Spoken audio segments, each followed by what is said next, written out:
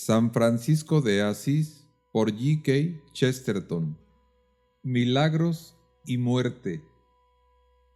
Audios de Unidos en el amor a Jesús.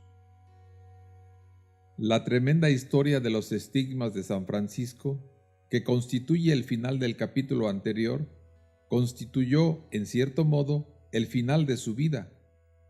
Lógicamente lo hubiera sido, aún acaeciendo en su principio, pero las tradiciones más verídicas la sitúan hacia el fin, sugiriendo que en los días que sobrevivió el santo a aquella visión, deslizóse su vida como la de una sombra. Fuese exacta la insinuación de San Buenaventura al decir que San Francisco vio en aquella aparición seráfica casi como un vasto espejo de su propia alma, que podía al menos sufrir como un ángel, ya que no como un Dios, o expresase aquella visión bajo una imagen más primitiva y colosal que el arte cristiano corriente, la primaria paradoja de la muerte divina. Es evidente que por sus consecuencias tradicionalmente admitidas, significó para el santo la corona y el sello de su existencia. Según parece, después de aquella visión fue cuando el santo empezó a volverse ciego. Pero tal episodio ocupa un lugar mucho más importante en este esquema somero y limitado.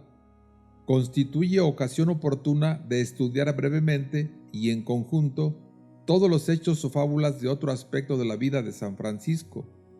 Un aspecto que resulta, no diré más discutible, pero sí más discutido. Me refiero al conjunto de testimonios y tradiciones concernientes a sus poderes milagrosos y a sus experiencias sobrenaturales, con los que hubiera sido fácil engalanar cada página de este libro, si bien ciertas circunstancias necesarias a las condiciones de la presente narración aconsejan agrupar, aunque rápidamente, todas aquellas joyas. He adoptado este método para discutir un prejuicio. Se trata ciertamente, en gran parte, de un prejuicio del pasado, que está desapareciendo claramente en tiempos de mayor ilustración y, sobre todo, de mayor cultura en la ciencia y en los conocimientos experimentales. Pero aquel prejuicio persiste aún, tenazmente, en muchas personas de la ya vieja generación y es tradicional en muchas de la generación última. Me refiero, naturalmente, a lo que suele llamarse la creencia de que los milagros no acontecen, como lo expresó, según creo, Matthew Arnold, haciéndose eco del punto de vista de tantos de nuestros parientes próximos y lejanos de la época victoriana. En otras palabras, ello constituye el resto de aquella simplificación escéptica por la cual algunos filósofos de principios del siglo XVIII popularizaron, aunque por muy corto tiempo, la impresión de que ya se había descubierto el funcionalismo del cosmos como el de un reloj, pero de un reloj tan sencillo que bastaba una simple ojeada para distinguir lo que puede o no haber acontecido en la experiencia humana. Debería recordarse que estos escépticos, florecidos en la edad de oro del escepticismo, desdeñaban de igual manera las primeras intuiciones de la ciencia que las tardías leyendas de la religión. Cuando contaron a Voltaire que había sido hallado el fósil de un pez entre los picos alpestres, se rió abiertamente del caso, diciendo que algún monje o ermitaño, dado al ayuno, debió de echar allí las espinas del pescado que consumiera, probablemente para perpetrar algún nuevo engaño frailuno. Ahora todo el mundo sabe que la ciencia se ha vengado del escepticismo. La frontera entre lo creíble y lo increíble se ha convertido no solo en cosa tan vaga como lo fue en cualquier crepúsculo barbárico, sino que lo creíble va evidentemente aumentando y lo increíble disminuyendo. En tiempos de Voltaire, uno no sabía qué nuevo milagro tendría que derribar. En nuestro tiempo, uno no sabe qué nuevo milagro tendrá que admitir. Pero mucho antes de que acaecieran estas cosas, en aquellos días de mi mocedad en que divisé por vez primera a San Francisco en la lejanía, atrayéndome ya desde ella, en aquellos días victorianos en que las virtudes de los santos se separaban con mucha seriedad de sus milagros, ya en aquellos días no pudo dejar de extrañarme vagamente cómo podía aplicarse este método escéptico a la historia. Ya entonces no comprendía del todo ¿Por qué principios debe seleccionarse en las crónicas del pasado que parecen de una sola pieza? Todo nuestro conocimiento de ciertos periodos históricos, especialmente de todo el periodo medieval, descansa sobre ciertas crónicas coordinadas, escritas por gente en parte anónima y difunta en su totalidad, que en ningún caso puede ser interpelada y cuyas afirmaciones, en algunos casos, no pueden ser corroboradas. No he comprendido nunca claramente la naturaleza de ese derecho por el cual los historiadores aceptaron conjuntos de detalles de aquellas crónicas, considerándolos como definitivamente verídicos, y negaron de improviso su veracidad al dar con un detalle extraordinario. No me lamento de que aquellos fuesen escépticos. Me extraña que los escépticos no lo fuesen más. Puedo comprender su afirmación de que tales detalles nunca se hubieran incluido en una crónica, a no ser por locos o embusteros, pero en este caso solamente puede deducirse que la crónica fue escrita por embusteros o locos. Aquellos historiadores escépticos escriben, por ejemplo: fue fácil al fanatismo monástico difundir la creencia de que ya se obraban milagros en la tumba de Tomás Becket. ¿Por qué no dicen igualmente: fue fácil al fanatismo monástico difundir la calumnia de que 4 caballeros de la corte del rey Enrique asesinaron a Tomás Becket en la catedral? Suelen escribir algo así. La credulidad de la época admitió sin esfuerzo el hecho de que Juana de Arco pudiera señalar al delfín por inspiración del cielo, aun cuando iba disfrazado. ¿Por qué? Según el mismo principio, no escriben.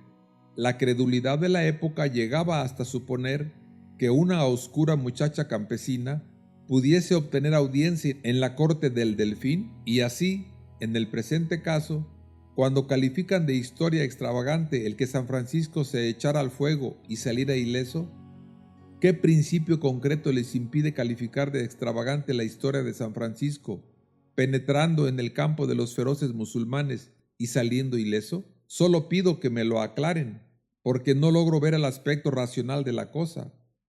Me atrevería a decir que no se escribió palabra alguna acerca de San Francisco por ninguno de sus contemporáneos que fuese incapaz de creer y contar una historia milagrosa. ¿Acaso sean todo fábulas frailunas y nunca existió San Francisco, ni Santo Tomás Becket, ni Juana de Arco? Esto es sin duda una reducción absurda, pero es una reducción absurda del sistema que considera absurdos todos los milagros. Y en pura lógica, este método de selección conduciría a los más extravagantes absurdos. Solo puede ser una historia intrínsecamente increíble aquella en que la autoridad del narrador no sea digna de crédito. No puede ello significar que otras partes de la historia deben acogerse con completa credulidad. Si alguien dijera que ha encontrado a un hombre con pantalón amarillo que iba dando saltos con la cabeza, no juraríamos precisamente sobre la Biblia, ni moriríamos abrazados en la hoguera por haber afirmado que llevaba pantalón amarillo. Si alguien declarase haber ascendido en un globo azul y haber visto que la luna estaba hecha de queso verde, no tomaríamos precisamente una declaración jurada de que el globo fuese azul, ni de que la luna fuese verde.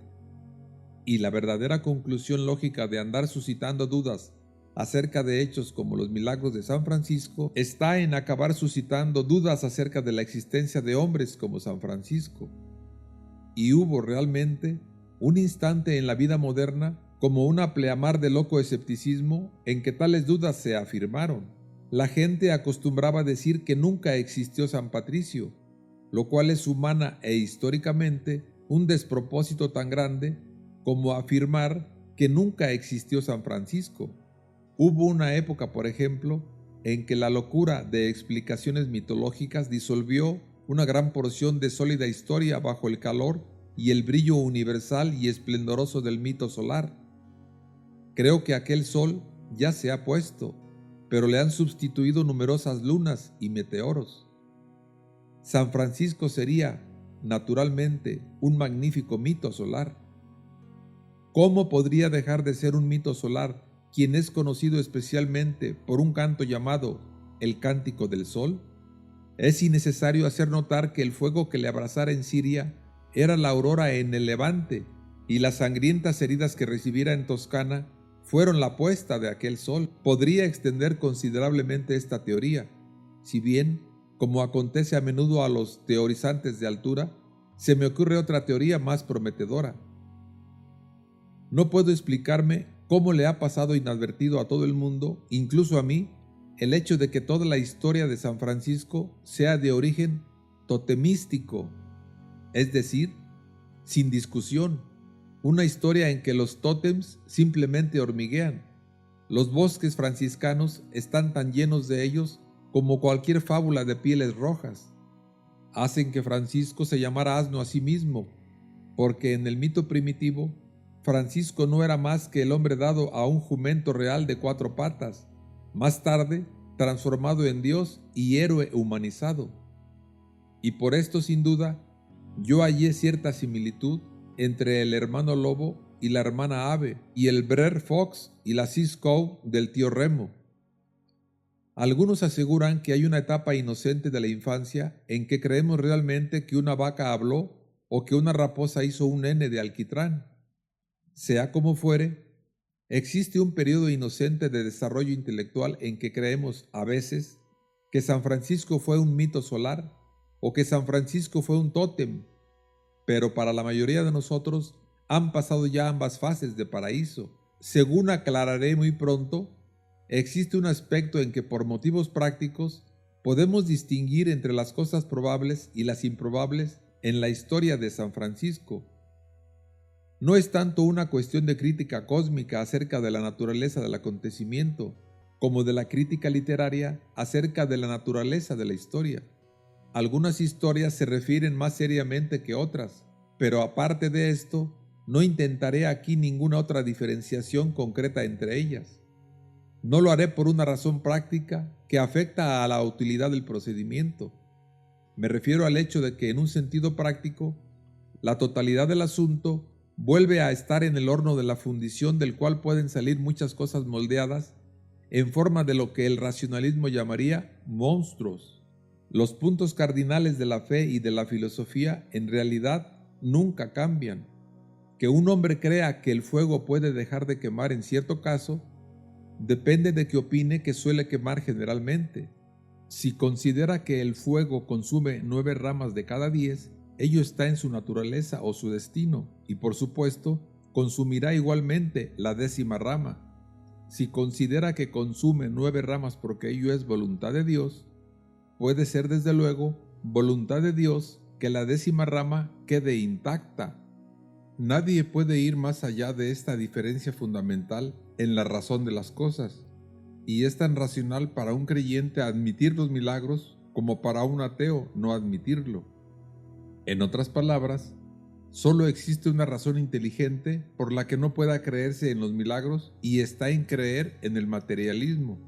Pero estos puntos cardinales de la fe y de la filosofía son cosas propias de una obra doctrinal y no caben en el presente libro. Y en cosas de historia y de biografía, que caben precisamente en este libro, no existe ningún punto cardinal. El mundo anda en una mezcla de posible y de imposible, y nadie sabe cuál será la próxima hipótesis científica que sustentará alguna antigua superstición. Las 3/4 partes de los milagros atribuidos a San Francisco se explicarían ya por los psicólogos, no precisamente como un católico lo explica, sino como un materialista necesariamente se negaría a explicarlos. Hay una porción de los milagros de San Francisco que podría llamarse los milagros de las curaciones. ¿Por qué los declararía absurdos algún escéptico notable, cuando la cura por sugestión es ya un negocio yanqui tan próspero como la exhibición de Barnum? Existe otra porción de milagros parecida a las anécdotas de Cristo, que se refieren a su percepción del pensamiento de los hombres. ¿Por qué censurarlos y tiznarlos por su calificación de milagros, cuando la adivinación del pensamiento es ya tan juego de salón como las sillas musicales? Existe otra porción de milagros que debería estudiarse separadamente si semejante estudio científico fuese posible, y es la de las maravillas perfectamente atestiguadas que obran las reliquias o los fragmentos de las cosas que pertenecieron al santo. ¿Por qué dejarlas por inconcebibles cuando los mismos trucos psíquicos del salón se realizan siempre tocando algún objeto familiar o teniendo en la mano algún objeto del difunto? No creo, naturalmente, que aquellos trucos sean de igual condición que los portentos del santo, como no sea en el sentido de diabolus simia dei. Pero no se trata ahora de lo que yo creo y de su porqué, sino de lo que no cree el escéptico y de su porqué. Y la moraleja del biógrafo y del historiador práctico está en decir que debe esperar que las cosas se sitúen un poco más antes de proclamar que en nada cree. Siendo así, puede elegir entre dos métodos, y yo he elegido aquí entre ellos no sin cierta vacilación. El método mejor y más atrevido consistiría en referir la totalidad de la historia de manera directa, tanto los milagros como lo demás, según lo hicieron los historiadores primitivos. Y probablemente los nuevos historiadores tendrán que volver a este método saludable y sencillo, pero debe recordarse que el presente libro no es más, según confieso francamente, que una presentación de San Francisco o una introducción al estudio de San Francisco. Quienes necesitan de presentación son, por su condición, forasteros. Lo que importa respecto a ellos es permitirles siquiera escuchar a San Francisco, y al perseguir esto, es cosa perfectamente legítima disponer el orden de los hechos de manera que los familiares aparezcan antes que los no familiares, y los que pueden comprenderse en el acto antes que los de difícil comprensión. Me consideraré muy satisfecho si este esquema incompleto y superficial encierra una o dos líneas que muevan a los lectores a estudiar por su cuenta a San Francisco, y si lo hacen así, pronto verán que el aspecto sobrenatural de su historia parece tan natural como lo demás. Pero se imponía que mi esquema fuese solo de carácter humano, por cuanto solo presentaba la apelación del santo a la humanidad entera, incluso a la escéptica. Por eso adopté el otro método, mostrando primero que nadie, sino un loco de remate, podría dejar de comprender que Francisco de Asís fue un personaje histórico, real y humano, y, resumiendo en este capítulo los poderes sobrehumanos que ocuparon ciertamente una parte de aquella historia y humanidad, solo falta decir unas palabras acerca de algunas distinciones que puede observar razonablemente en la materia una persona de cualquier ideología, para que no pueda confundir el punto culminante de la vida del santo con las fantasías o rumores que en realidad fueron solo los ribetes de su fama. Existe un conjunto tan inmenso de leyendas y anécdotas acerca de San Francisco de Asís, y hay tantas admirables compilaciones que las comprenden casi en su totalidad, que me he visto obligado, dentro de estos estrechos límites, a acogerme a una política algo más limitada, la de seguir una sola línea de explicación y mencionar solo una anécdota de cuando en cuando para ilustrar aquella explicación. Si ello resulta cierto en cuanto a todas las leyendas y anécdotas, lo es especialmente en cuanto a las leyendas milagrosas y a las anécdotas sobrenaturales. Si tomásemos algunas anécdotas tal como se nos presentan, recibiríamos la impresión harto desconcertante de que la biografía de San Francisco contiene más acontecimientos sobrenaturales que naturales. Ahora bien, es cosa abiertamente contraria a la tradición católica, que en tantos extremos coincide con el sentido común, suponer que sea aquella la proporción de las cosas en la vida humana. Además, aun consideradas como historias sobrenaturales o preternaturales, se distribuyen evidentemente en cierto número de clases distintas, no tanto desde el punto de vista de los milagros como desde el de las historias. Algunas de ellas tienen el carácter de cuentos de hadas, más por su forma que por su argumento. Son claramente cuentos referidos junto al hogar a labriegos o a hijos de labriegos, sin pensar nadie en sentar una doctrina religiosa que haya de ser aceptada o rechazada, sino en redondear la historia de la manera más simétrica, de acuerdo con esa estructura o molde decorativo peculiar a todos los cuentos de hadas. Otras son evidentemente en su forma de un realismo más acusado, son testimonio de verdad o de mentira, y le sería harto difícil a cualquier juez de la naturaleza humana opinar que sean testimonio de mentira.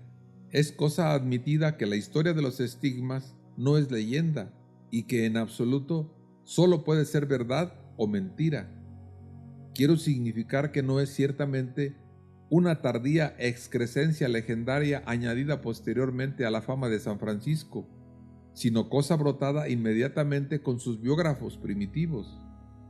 Es prácticamente necesario sugerir que se trató de una conspiración y ha existido realmente cierta inclinación a echar la culpa de ella al infortunado Elías, que tantos escritores parciales han querido tratar como una especie útil de villano universal.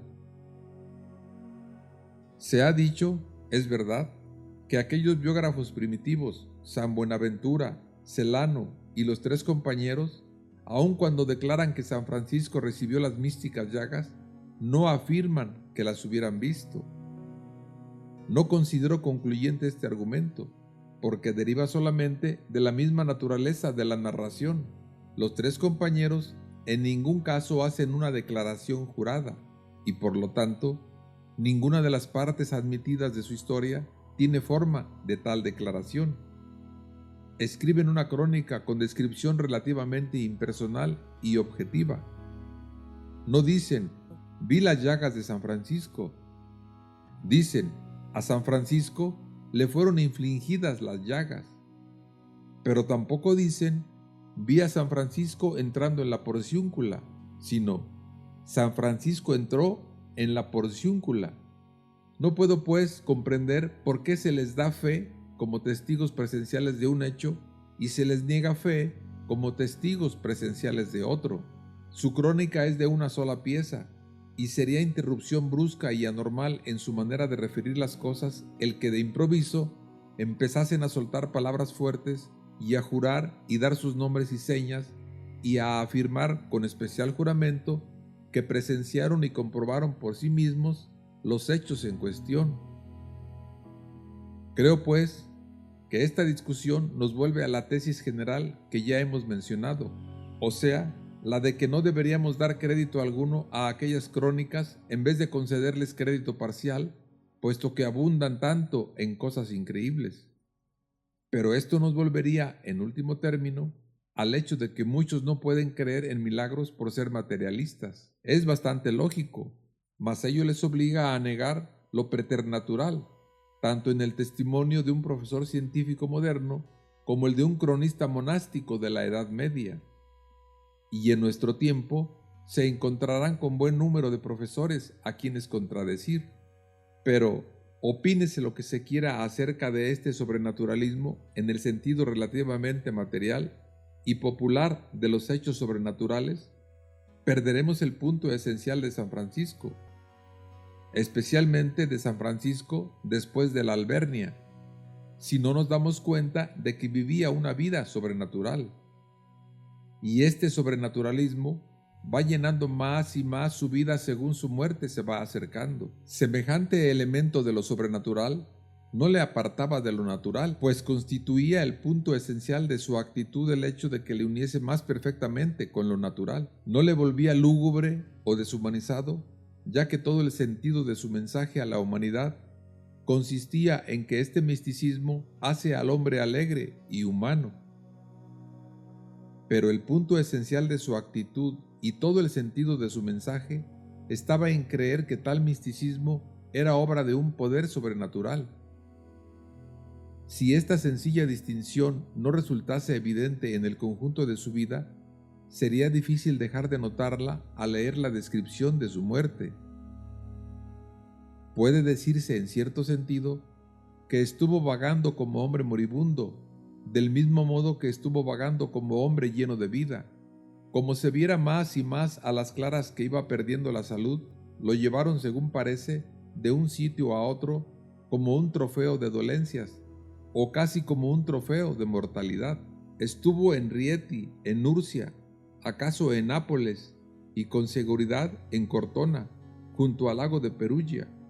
Pero hay algo hondamente patético y henchido de grandes problemas en el hecho de que hacia el fin parece como si la llama de su vida hubiera vuelto a levantarse y a alegrarse su corazón cuando divisó a lo lejos, sobre las colinas de Asís, la majestuosa columnata de la Porciúncula, el que se hizo vagabundo a causa de una visión, el que se negó a sí mismo todo sentido de posesión y lugar, el que tuvo por gloria y evangelio el ser hombre sin hogar propio, recibió, como un golpe traidor de la naturaleza, la nostalgia, el sentido del hogar. También sufrió él su maladie du clocher, la añoranza del campanario, pero su campanario era más elevado que los nuestros. Nunca, gritó con la súbita energía de los espíritus fuertes cuando están próximos a la muerte, nunca os desprendáis de ese lugar. A cualquier parte que lleguéis, y aunque andéis en peregrinaciones, volved siempre a vuestro hogar, porque esta es la santa casa del Señor. Y pasó la procesión bajo los arcos de su hogar. Él se tendió sobre su lecho, y sus hermanos se juntaron a su alrededor para la última vela. No considero que sea este el momento de entrar en discusiones sobre cuáles fueron los sucesores a quienes bendijo y en qué forma y sentido. En aquel momento solemne nos bendijo a todos. Habiéndose despedido de algunos de sus amigos más íntimos y sobre todo más antiguos, lo bajaron del rudo lecho a ruego suyo y lo dejaron sobre la tierra desnuda.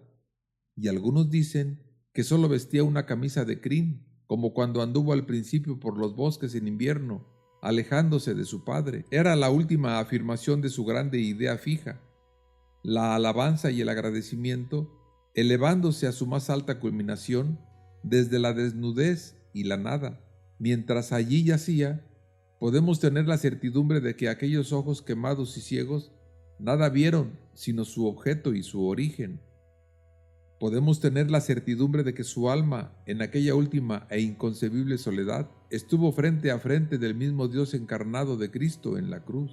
Pero en los hombres que estaban junto a él, debieron de surgir otros pensamientos mezclados con este, y debieron de agruparse muchos recuerdos, a la manera de duendes, en el crepúsculo, al desvanecerse aquel día y descender aquella gran tiniebla en la que todos perdimos un amigo, porque quien allí yacía no era Domingo, el sabueso del Señor, capitán en guerras lógicas y en sabias controversias que podían reducirse y dirigirse según un plan, dueño de una máquina de disciplina democrática, por medio de la cual otros podían organizarse a sí mismos. El que salía del mundo era un hombre, un poeta, un vigía en la vida, como una luz que ya jamás volvió a verse en la tierra ni en el mar, algo que no podrá reemplazarse ni repetirse mientras dure la tierra. Se ha dicho que no existió más que un cristiano y murió en la cruz, pero es más exacto decir, en este sentido, que no existió más que un franciscano y se llamó Francisco. Aunque fuese enorme y afortunada la obra popular que dejó en pos de sí, había algo que no podía dejar atrás, como un pintor de paisajes no puede legar sus ojos por testamento. Fue en la vida un artista que era llamado a ser artista en la muerte, y tuvo más derecho que Nerón, su contrafigura, para decir «Qualis artifex pereo», pues la vida de Nerón estaba llena de actitudes premeditadas, según el caso, como la de un actor, mientras que la del hijo de Umbría tuvo una gracia natural y continua, como la de un atleta. Pero San Francisco tenía mejores cosas que decir y mejores cosas en qué pensar, y sus pensamientos se elevaban hasta donde no podemos seguirlos, hacia las cumbres divinas y vertiginosas, donde solo la muerte puede levantarnos. En torno de él estaban los frailes, con su hábito pardo, aquellos que le amaron, aunque luego disputaran entre sí. Estaba Bernardo, su primer amigo, y Ángelo, que fue su secretario, y Elías, su sucesor, que la tradición procuró convertir en una especie de Judas y, según parece, apenas fue peor que un funcionario que ocupa un puesto inadecuado. Su tragedia consistió en que vestía hábito franciscano sin tener corazón franciscano, o teniendo por lo menos una cabeza muy poco franciscana. pero aun cuando fuese un mal franciscano, pudiera haber sido un buen dominico. Mas sea como fuere, no existe razón alguna para dudar de que hubiese amado a Francisco, porque hasta los rufianes y los salvajes le amaron. Y en todo caso, estuvo él entre los demás al correr de las horas, mientras se dilataban las sombras en la casa de la porciúncula, y nadie ha de opinar tan mal de él, hasta suponer que sus pensamientos anduviesen entonces en el tumultuoso porvenir, entre las ambiciones y controversias de sus últimos años. Podemos imaginar que los pájaros conocieron cuándo acaeció la muerte del santo y que se estremecieron en el cielo del atardecer, tal como una vez, según refiere la historia, se dispersaron a los cuatro vientos en forma de cruz a una señal del santo. Debieron de escribir entonces un augurio más terrible en el azul con líneas de puntitos negros. ¿Acaso habría, ocultas en los bosques, temerosas bestezuelas, sintiendo que ya no volverían a ser tan observadas ni comprendidas? Pues se ha dicho que los animales tienen, a veces, conciencia de cosas para las cuales el hombre, su superior espiritual, está de momento ciego. No sabemos si sintieron algún descalofrío los ladrones y los desterrados y los parias, que les revelase lo que acaecía a quien nunca conoció el desprecio. Mas por lo menos en los pasadizos y en los pórticos de la porciúncula hubo un súbito silencio, y todas las pardas figuras quedaron inmóviles como estatuas de bronce, porque ya no latía aquel gran corazón, que no se quebró hasta que contuvo al mundo entero.